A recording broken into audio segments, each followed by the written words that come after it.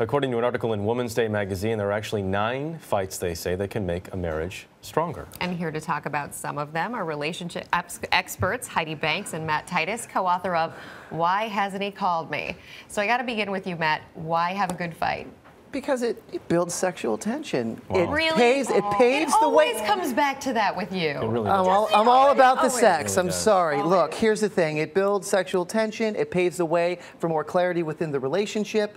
And it's good to just understand each other. After a fight, you have a deeper understing of what each other wants. But at what level? You shouldn't do in a fight. But I love it when you touch You're building sexual tension there, just so you know. But the truth is, it's never good to fight, really. I mean, when we say fight, what we're talking about is really discuss things, get them out on the table. Because in the middle of an argument, you know, you do something, I do something in the middle of it to start fighting, doesn't work. To have agreements up front. I call POCs, or points of contention. That's what I think she's Fine. So points of discussion. Let's talk about some of the big ones. We have 5 right here. First of all, it's all on me all the time. That's the woman. Right. That's the woman's always saying that. I do the dishes, I'm doing everything else. Yeah. But that's what you guys want. You want to control everything. That's exactly. And then you throw it in our faces. Unfortunately, women multitask. We're great at it. And let's elevate the conversation here for a moment. Try this. When is the right time to have this conversation? We need to focus on one thing, right, Matt? I think it's very good. Men are task oriented, and there's one task in our eye line, and that's what we do. And I think that it creates a dynamic. We can have a discussion beforehand where we say, listen, there's a lot of stuff that has to get done. You have children, both of you are working, that stuff starts piling up.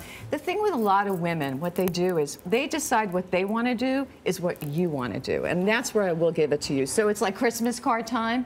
All right, it's wedding invitation, thank you notes, wedding cards. Where's your list? It's like the conversation is, where's your list? Where's your list? Where's your list? And the truth is, the guys don't want to do it. So if you want to do it, take it on. If just you do it and don't throw it in our faces. What about throwing it in the face, though, in front of the kids? Because there's this, we just saw in the film, the don't undermine me in front of the kids argument. The bad cop thing is absolutely horrible in a relationship, you know, and the bad cop is always the one that looks awful in front of the children, and then the good cop demeans the bad cop, and the good cop is always the fun person. It's awful to be the person that's trying to be responsible. I'm so confused at this point with the cops. Here's the bottom line.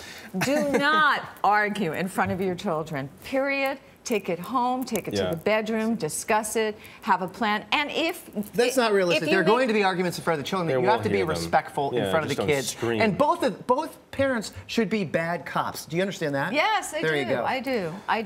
I agree. We agree on something. Thank God. That's amazing. Should we fight? Should the discussion over the in-laws? How does that take place? How should it take place? Well, here's the thing. A lot of men and women who have problems with their in-laws, they expect their mate to stand up for them.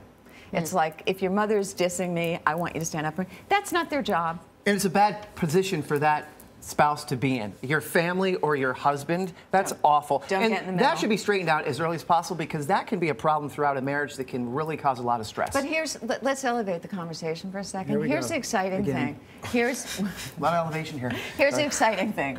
If you take that as an opportunity to grow inside, if you take that moment and say, instead of making you stand up for me, I'm going to learn how to stand up for myself and not put down my in-laws and not make it my husband's fault, boy, you've gone a far way in life. There should also be a plan of how you're going to do that that's approved by your spouse, so no one gets insulted and it doesn't make it worse.